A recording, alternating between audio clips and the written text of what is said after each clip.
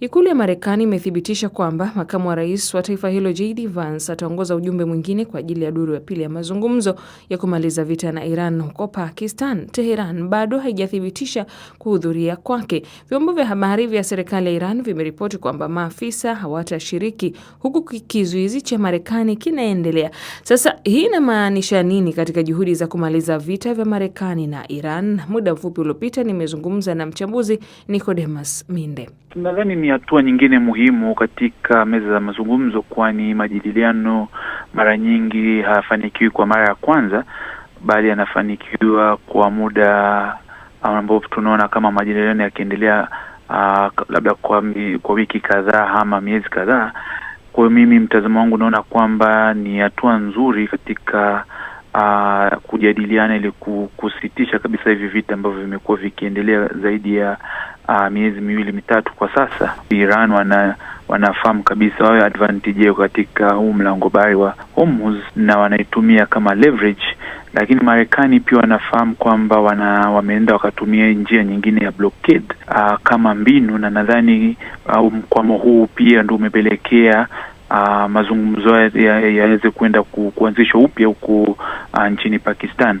Tunaona kwamba Marekani chini ya Donald Trump wamesema watamtuma makamu wa rais JD Vance kujumuika pamoja na wale Steve Witkoff pamoja na Jared Kushner ambaye ni mkwe wa Donald Trump, kama mbinu tu ya kuonyesha kwamba wako tayari kuendelea mazungumzo. Lakini tunaona kwa upande mwingine Iran kidogo wanafahamu ama wanasita katika ni mbinu gani watumie ili aidha warudi ama wasiendelee katika mazungumzo haya. Na hapo kwa Iran, wao mpaka sasa hawajathibitisha kama watashiriki. Hii inaleta picha gani ama inaashiria nini hasa? Kwa mtazamo wangu naona Iran wanafahamu na wanafahamu kwamba hawana imani na Marekani, kwani tunaona Donald Trump, rais wa Marekani, anaendelea kuandika jumbe za kashfa katika mitandao yake ya kijamii ya Truth Social pamoja na maeneo mengine na kutoa kauli za kejeli.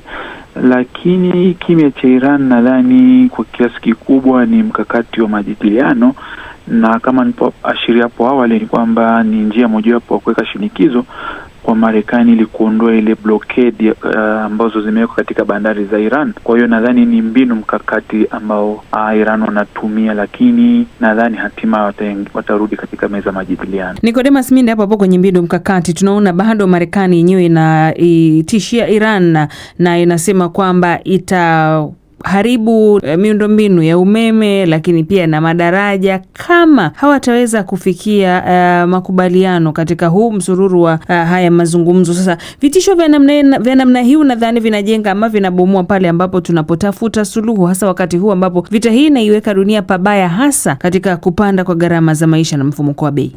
Kwa mtazamo wangu Donald Trump anatumia lugha ya kivita na kauli kama hizi kama mbinu mkakati huko sasa kwa upande wa Marekani ili kuishinikiza Iran kurudi katika meza mazungumzo, na lakini pia naona ni mbinu ya kuipa Iran kufikia makubaliano, kwani tumeona kauli kama hizi. Lakini pia kwa kiasi kingine ukiangalia katika hadhira ya umma wa Marekani, kuwa na kauli kama hizi zinaweza kuonyesha ile nguvu, ubabe, na kuonyesha kwamba Marekani bado wana uzito na ushawishi katika anga za siasa za kimataifa. Kwa hiyo mimi nawaziona kwa pande mbili, umoja ni kushinikiza Iran, lakini pia kwa upande wa pili inalenga hadhira ama umma wa Marekani. Tunaona Iran imekuwa ikinyoshea kidole Marekani ikisema yeye ndo ambaye anakiuka ile makubaliano usitishaji mapigano. Yanapotokea mambo kama haya yanaonekana ni kutunishiana misuli, suluhu ya haraka unaiona? Ukiangalia mbinu za kivita,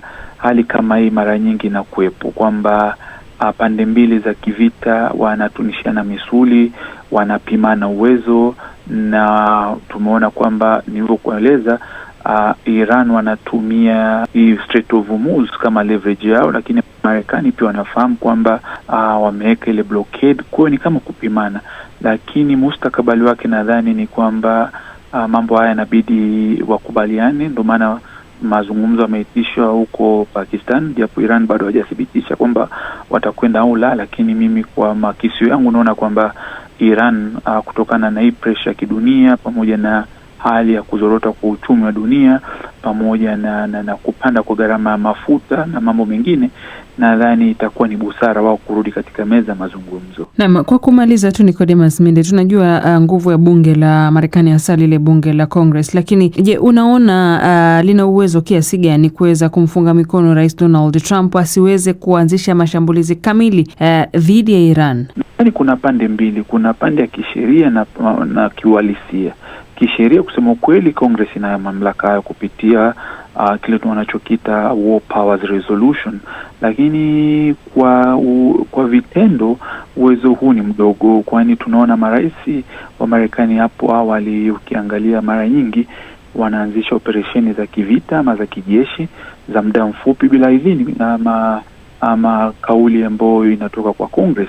Lakini tunafahamu kwamba kutokana na ile nguvu ya kisheria ya Congress inaweza kuchelewesha ama kupinga, lakini si rahisi kumzuia kabisa rais aliyeko madarakani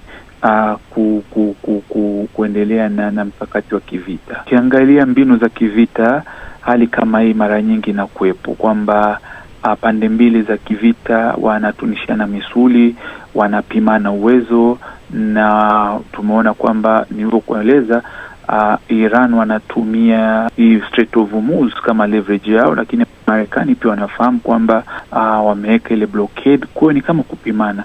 Lakini mustakabali wake nadhani ni kwamba mambo haya inabidi wakubaliane, ndio maana mazungumzo yameitishwa huko Pakistan, japo Iran bado hajathibitisha kwamba watakwenda au la, lakini mimi kwa makisio yangu naona kwamba Iran kutokana na hii pressure ya kidunia pamoja na hali ya kuzorota kwa uchumi wa dunia pamoja na kupanda kwa gharama ya mafuta na mambo mengine, nadhani itakuwa ni busara wao kurudi katika meza mazungumzo. Naam, kwa kumaliza tu Nicodemus Minde, tunajua nguvu ya bunge la Marekani, hasa lile bunge la Congress, lakini je, unaona lina uwezo kiasi gani kuweza kumfunga mikono Rais Donald Trump asiweze kuanzisha mashambulizi kamili dhidi ya Iran?